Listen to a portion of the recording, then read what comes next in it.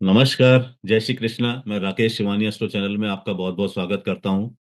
और जैसा कि कुछ वीडियोस से मैं आपको बता रहा हूं कि कुंडली देखते वक्त हमें क्या क्या देखना चाहिए, आज भी उसी श्रृंखला में हम लोग आगे बढ़ेंगे कि जब भी हमारे पास कोई कुंडली आती है किसी जातक की, तो देखने से पहले उसमें क्या क्या चीजें हमें देखनी चाहिए। मैंने बहुत सारे नियम आपको बताए, बहुत सारे नियम और बताऊंगा, ताकि कुंडली देखने में कोई परेशानी ना हो और आप प्रेडिक्शन बहुत अच्छे तरीके से कर सकें। तो आज कुछ नियम बताता हूं मैं आपको। गोचर भी जरूर चेक कर लेना चाहिए कुंडली में। मतलब जो हमारे एटलीस्ट पाप ग्रह हैं, जैसे मंगल है, शनि है, सूर्य है, राहु है, ये जो ग्रह हैं, इनका गोचर आज जन्म कुंडली ग्रहों पे कहाँ चल रहा है, वो चेक करना चाहिए। मान लिया कि जन्म कुंडली में आपका गुरु चौथे भाव में है, तो ये देखिए कि चौथे भाव में जिस राशि में गुरु जन्म कुंडली में बैठा हुआ है, क्या उस राशि में राहु गोचर कर रहा है आज की डेट में? अगर उस राशि में राहु आज की डेट में गोचर कर रहा है, तो गुरु जिन भावों का स्वामी है आपकी जन्म कुंडली में उन भावों की हानि होगी। तो ये बात ध्यान रखिए। हम सोचते हैं कि गुरु की दशा आई है, गुरु हमारी कुंडली में योग कारक ग्रह है, तो गुरु ने अच्छे रिजल्ट देने चाहिए। अब गुरु अच्छे रिजल्ट नहीं दे रहा है, वो क्यों नहीं दे रहा है? क्योंकि उसके ऊपर गोचर कर रहा है आज का जो राहु है, उस राशि में गोचर कर रहा है, उस भाव में गोचर कर रहा है जिस राशि में या जिस भाव में गुरु हमारा बैठा हुआ है, जिसकी वजह से गुरु के फलों पे फर्क पड़ रहा है। तो ये भी ध्यान देना बहुत जरूरी है कि मंगल, शनि, सूर्य, राहु वगैरह जो ग्रह हमारे हैं, इनका गोचर किन किन ग्रहों के ऊपर चल रहा है, उन ग्रहों की दशा है या नहीं है। दशा है तो फल में कमी जरूर आएगी। अगर मंगल की दशा, उसकी सूर्य की दशा चल रही है या गुरु की दशा चल रही है, आपके गुरु की दशा में आपको गुरु के फल मिलेंगे। आपने देखा कि मंगल ग्रह है, मंगल जो गोचर का मंगल है, वो आप गुरु के ऊपर से गोचर कर रहा है। जहां आपका जन्म कुंडली में गुरु बैठा हुआ है, जिस भाव में जिस राशि में, वहां से मंगल ग्रह गोचर कर रहा है। तो गुरु के भावों में फल की कमी आ जाएगी, जो गुरु के भाव हैं उनके फलों में कमी आ जाएगी। तो ये चीज देखना, ध्यान देना भी बहुत जरूरी है। दूसरी चीज, ये देखिए तीसरा भाव। अगर तीसरा भाव कमजोर है, भावेश पीड़ित है, भाव पीड़ित है, मंगल पीड़ित है, मंगल भाव का कारक होता है, तीसरा भाव अगर पीड़ित है, तो इंसान के छोटे भाई बहन नहीं होते। ये भी बहुत तरीका है देखने का। आप कह सकते हैं जातक से कि भाई आपके शायद छोटे भाई बहन नहीं हैं, क्योंकि आपका तीसरा भाव पीड़ित है, तीसरा आपका भावेश पीड़ित है और मंगल पीड़ित है। तो अगर भाव, भावेश और मंगल तीनों पीड़ित हों, तो छोटे भाई बहन नहीं होते। एक चीज और भी आती है कि अक्सर लोग आते हैं कि साहब बीमारी कैसे देखें कुंडली से। बीमारी देखने का भी बहुत सिंपल मेथड है कुंडली से। ये देखिए कि वहां पर राशि कौन सी है छठे भाव में, वहां पे ग्रह कौन सा बैठा है, या वहां पे दृष्टि देने वाला ग्रह कौन है, उसके अनुसार रोग होगा।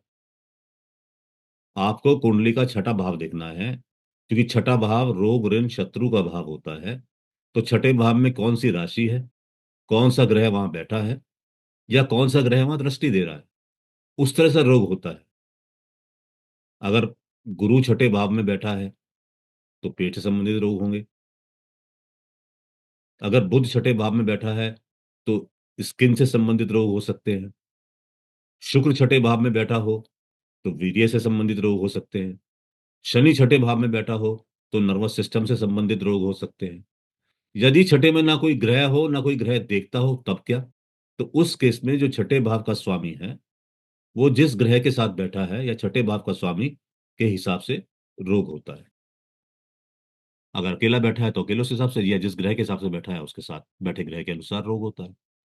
तो ये रोग देखने का सिंपल फंडा है कि छठे भाव को आप देखिए कि छठे भाव में कौन सी राशि है, कौन सा ग्रह है, या कौन सा ग्रह उसको देख रहा है। ना कोई ग्रह देख रहा है, ना कोई ग्रह उसमें बैठा है, उस केस में उसे ग्रह के स्वामी को देखिए। ये देखिए कि स्वामी किस भाव के, किस ग्रह के साथ जुड़ा हुआ है। अगर नहीं जुड़ा हुआ है तो स्वामी के हिसाब से, नहीं तो उस ग्रह के हिसाब से जिसके साथ वो जुड़ा हुआ है। तो ये भी आपने देख लिया कि बीमारी का कैसे देखें। अब मान लिया आपने कुंडली में ये देखना है, कोई आपके पास आके बोलता है कि साहब मैं लोन लेना चाहता हूँ, मुझे लोन मिलेगा या नहीं मिलेगा। तो उससे लोन मिलेगा या नहीं ये कैसे देखें? लोन मिलने के लिए सबसे पहली बात तो ये है कि छठा भाव, क्योंकि ऋण का भाव होता है, और धन भाव, क्योंकि धन का लोन आपने लेना है बेसिकली, तो धन भाव दशा में सक्रिय होने चाहिए। आपका दूसरा भाव, आपका छठा भाव दशा में एक्टिव होना चाहिए, तो आपको लोन मिल जाएगा। अब लोन क्यों लेना है, ये भी आप देख सकते हैं। जातक ने तो आपसे कहा है कि मुझे लोन लेना है, मिलेगा या नहीं मिलेगा। आपने उसका दूसरा भाव और छठा भाव देखा कि दूसरा भाव और छठा भाव उसका एक्टिव है, आपने कह दिया कि ठीक है लोन मिल जाएगा आपको। अगर एक्टिव नहीं है तो आप कहेंगे कि लोन नहीं मिल पाएगा।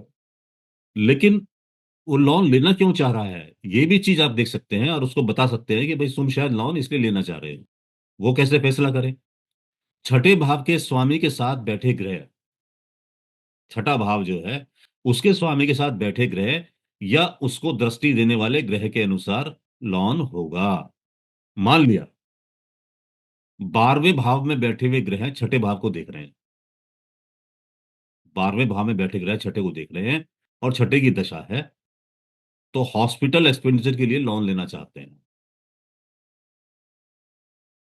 यदि दशम में बैठकर कोई ग्रह छठे भाव को देख रहा है, तो आप कार्य को बढ़ाने के लिए, अपने प्रोफेशन को बढ़ाने के लिए लोन लेना चाहते हैं। सिंपल सिद्धांत है। फिर समझ लीजिए, इसको बहुत इंपॉर्टेंट है। अगर कोई पूछता है आपसे लोन मिलेगा या नहीं, तो उसके लिए दूसरा और छठा भाव देखिए कि वो एक्टिव होना चाहिए दशा में। और लोन क्यों लेना है, इसका फैसला जो है छठे भाव के स्वामी के साथ बैठे ग्रह या उसको दृष्टि देने वाले ग्रह के अनुसार होगा। छठे भाव के स्वामी के साथ कौन ग्रह बैठा है ये चेक कीजिए। अगर कोई ग्रह नहीं बैठा है तो उसको दृष्टि कौन दे रहे हैं।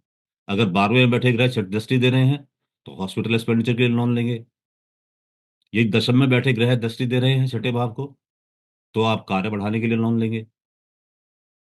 5वें में बैठे ग्रह दृष्टि दे रहे हैं या 5वें में बैठे ग्रह के साथ संबंध है, तो उस केस में आप एजुकेशन के लिए लोन लेंगे। तो ये सब चीजें आपको देखनी होगी। एक चीज और भी होती है, मोटा मोटा अक्सर लोग पूछते हैं कि बताइए कि हमारी आयु कैसी रहेगी। तो आयु के बारे में ज्यादा जिक्र नहीं करना चाहिए। आयु तो एक सब्जेक्टिव, बहुत ही सब्जेक्टिव मैटर है और उसको कैलकुलेट करने के लिए बहुत सारी चीजें हैं आयु के लिए। लेकिन इतना कुंडली देख के मालूम चल जाता है कि ये इंसान पूर्ण आयु के निकट होगा, मध्यम आयु के निकट होगा या अल्प आयु के निकट होगा। पूर्ण आयु, जो आयु आपकी 75 साल से या 80 साल से ऊपर की आयु है, वो पूर्ण आयु कहलाती है। दीर्घ आयु कहलाती है। पूर्ण आयु तो 100 साल के आसपास कहलाती है। मध्यम आयु भी आपकी 50, 60, 65 तक की मध्यम आयु कहलाती है। अल्प आयु भी आपकी 45 साल तक, 30, 35 साल तक कहलाती है। तो ये चीज का हम मालूम कर सकते हैं कि जो इंसान है वो अल्पायु होगा, मध्यम आयु होगा, दीर्घायु होगा या पूर्ण आयु होगा। कैसे मालूम कर सकते हैं? उसके लिए अगर कुंडली में किसी जातक का लगन, लग्नेश, सूर्य, चंद्र सब अच्छे हों, लगन भी अच्छा हो, लग्नेश भी अच्छा हो, लगन भाव पे भी अच्छा प्रभाव हो, लग्नेश जो है लगन भाव का स्वामी है वो भी अच्छा प्रभाव में हो, उस पर भी कोई बुरे प्रभाव ना हो, सूर्य और चंद्र ये भी अच्छे प्रभाव में हो, शुभ ग्रहों की दृष्टि हो, अच्छे भाव में बैठे हों, त्रिकोण में बैठे हों, लाभ भाव में बैठे हों, केंद्र में बैठे हों, तो उस केस में इंसान की पूर्ण आयु होगी, यानी वो 100 वर्ष तक जिएगा। आप बिल्कुल कह सकते हैं। अगर उसका लगन, उसका लग्नेश, उसका चंद्र और उसका सूर्य चारों ही मजबूत हैं, तो उसकी पूर्ण आयु होगी, ये बिल्कुल आप निश्चित रूप से कह सकते हैं। और यदि इनमें से तीन अच्छे हैं, मान लिया लगन अच्छा है, सूर्य अच्छा है, चंद्रमा अच्छा है, लग्नेश पे चलो फिर भी पाप प्रभाव है, ये मान लेते हैं। मतलब इन चार में से लगन, लग्नेश, सूर्य और चंद्र, इन चार में से अगर तीन अच्छे हैं, तो दीर्घायु होगा इंसान। बहुत अच्छा है। तीन नॉर्मल केस में अच्छे मिल जाते हैं, तो दीर्घायु नॉर्मल केस में होती है लोगों की। लगन, लग्नेश और चंद्र तीनों पीड़ित हो, अगर लगन भी पीड़ित है, लगन पे भी बुरे ग्रहों का प्रभाव है, पाप ग्रहों का प्रभाव है, लगन भी पाप कतरी में है, लग्नेश भी पीड़ित है, लग्नेश पे भी पापी ग्रहों का इफेक्ट है, वो भी पाप कतरी में है, और चंद्र भी पीड़ित है, वो भी अस्त है, सूर्य के साथ है, या वो भी पाप ग्रहों के प्रभाव में है। अगर तीनों पीड़ित हो गए, तो फिर आप कह सकते हैं कि जो जातक है वो अल्पायु होगा। ये ध्यान रखना है। और लगन, लग्नेश और सूर्य अगर पीड़ित हो, चंद्र बली हो, अगर लगन, लग्नेश और सूर्य पीड़ित है, वहां तो चंद्रमा था, यहाँ पे लगन लगनेश और सूर्य अगर पीड़ित हैं और चंद्रमा बली है उसका, तो ऐसा इंसान मध्यम आयु तक जीता है। और यदि लगन लग्नेश सूर्य व चंद्र में से दो पीड़ित हों और दो अच्छे हों, तो भी दीर्घायु होगा इंसान। तो इसलिए फिक्र मत कीजिए, दीर्घायु होने की संभावना होती है हर इंसान के, कोई दिक्कत वाली बात नहीं है। ये मैंने आपको बताया है मोटा मोटा प्रिंसिपल, कि जो आप देख सकते हैं किसी व्यक्ति की आयु के लिए कि उसकी आयु कैसी रहेगी। बाकी आयु कैलकुलेट नहीं करना चाहिए और ना ही कैलकुलेट करने की जरूरत है, इसी सिंपल प्रिंसिपल से आप देख सकते हैं। राहु जिस भाव में रहता है उस भाव के प्रति पैशन आ जाता है इंसान के अंदर, उस भाव की चीजों को इंसान पाना चाहता है। ये एक खास बात होती है। जिस भाव में राहु रहता है, अगर अपने भाव में राहु है, लगन में है, तो राहु अपने आप से उसको पैशन हो जाता है, अपने आप को बहुत पसंद करता है। तो राहु जिस भाव में हो उस भाव के प्रति पैशन आ जाता है। राहु यदि 8वें भाव में हो तो इंसान को जुआ रिश्वत के लिए तैयार करता है। राहु का 8वें भाव में जाना अच्छा नहीं है। नशे एवं नशीले पदार्थ की तस्करी के लिए भी वो कारक है। तो राहु 8वें भाव में हो तो ऐसे में इंसान को जितने भी एडिक्शंस हैं उनसे बचना चाहिए, तो वो अपने आप को वो संभाल के रख पाए।